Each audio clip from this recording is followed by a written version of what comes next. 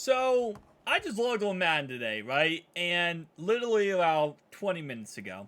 Because I saw all over Twitter, people are completing the first 1,000 to get AJ Terrell, right?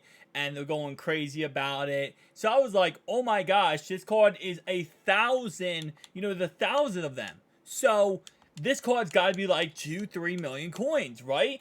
And I wanted to pick him up for the squad because the card's actually pretty good, especially his limited version.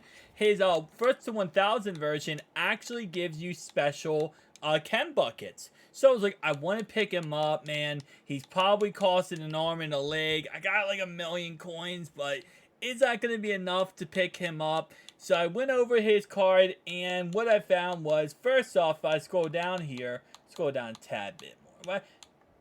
He's 390,000 coins. So I picked him up. And I saw everyone on Twitter, they're shouting out, oh, I was the first 1,000 person.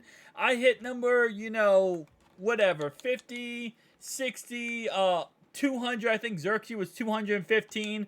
Well, guess what? I slept all day, right? Because I made videos for this channel on my channels all day. I woke up at 3 a.m. and I just bought him, and now I am automatically... Let me show you guys this. Actually, let me see if it's going to show up here. Yeah, there we go. I'm number 55. So, yeah, beat that, guys. I'm number 55 in the world of getting done my competitive pass without getting done my competitive pass.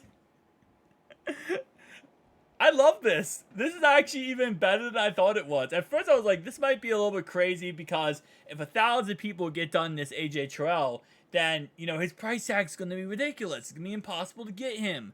And yeah, you can get the bound new account version, but that takes so long, blah, blah, blah. No, it doesn't matter, man. These cards are going to go for nothing anyway. And I'm realizing this more and more. Legends come out, the brand new, brand new Legends come out, and they go for like 300k, 400k, nothing. So, yeah. It's almost to a point, like, it's not even worth it to grind and spend all the time and energy trying to be the first 1,000 people to get a card. In the old days, like, first 7,000 people get this card for at least a week or two was going to be like 6 or 7 million coins, right? Not 6, 7 million, probably like 2 or 3 million. But because this card is really not that OP, like, in the context of stat-wise and overall-wise, like, if this card was, like, an 89, 90 overall, and it was, like, the first 1,000 people get this card, I think George Pickens will be actually really expensive, then, yeah, it would be, like, crazy. This card would be insane. But because that's not the case, and this card is really... Honestly, if we compare him real fast to my other cornerbacks I have on the roster, like, for example, Richard Sherman, who is currently 340,000 coins, they have the same exact speed. He has better acceleration, the same agility, this way less jumping. He has +3 play rec. He has the same man. He has less man coverage, actually. I have the boost on this card. He has less zone coverage and less press. So, even though he is a 1,000 limited, he has less stats in every category than Richard Sherman, who came out with the first Legend release, and 340,000 coins.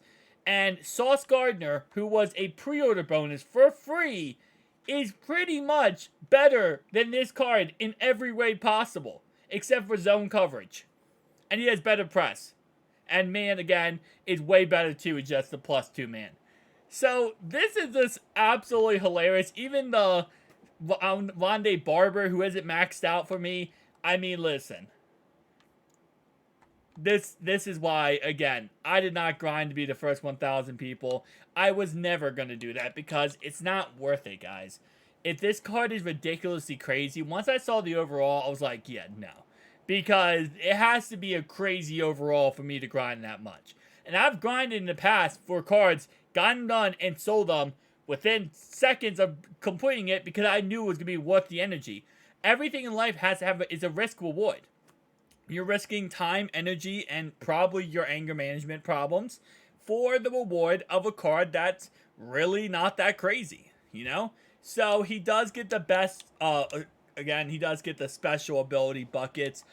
He does get chucked out, outmatched, and Stonewall, which, to be honest, out of these three, I will say chuck out is probably the best option.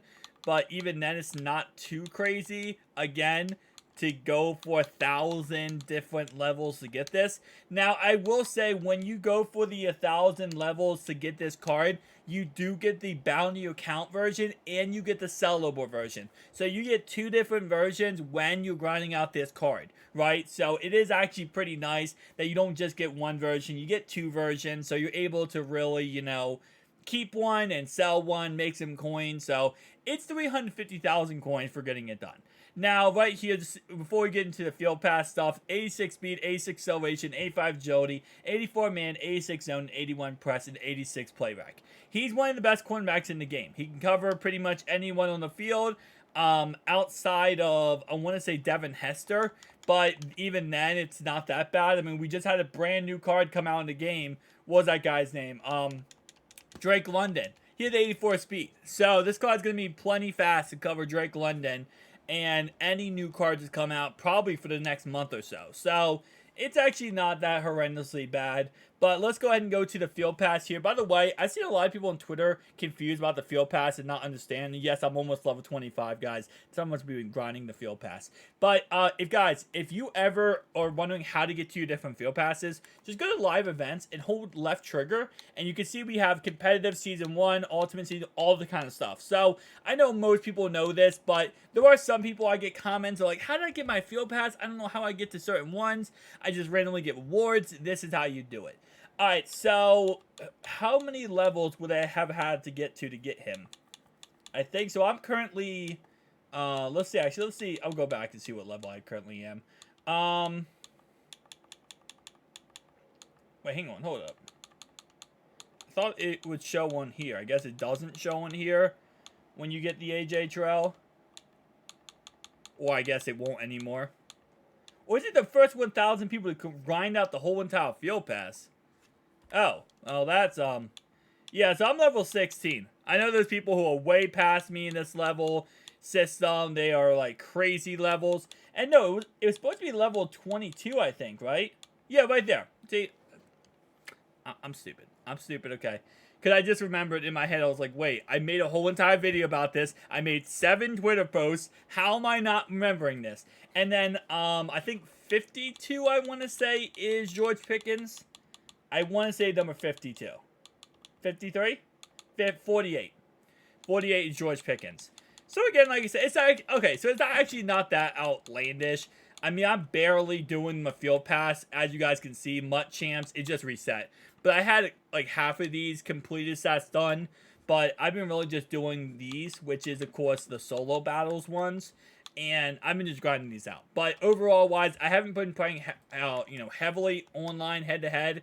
And I am 16 out of 22, so I guess it's not like people went like too, hamming crazy over this field pass to get AJ Terrell. But still though, guys, again, like I said, it's like most things in Mutt, where it's like, yes, you could get it done fast, you could get it done yourself and grind it out, or you could just wait and then buy the card later. That's pretty much that, and you're going to get the same exact, rewards just by waiting and getting other stuff.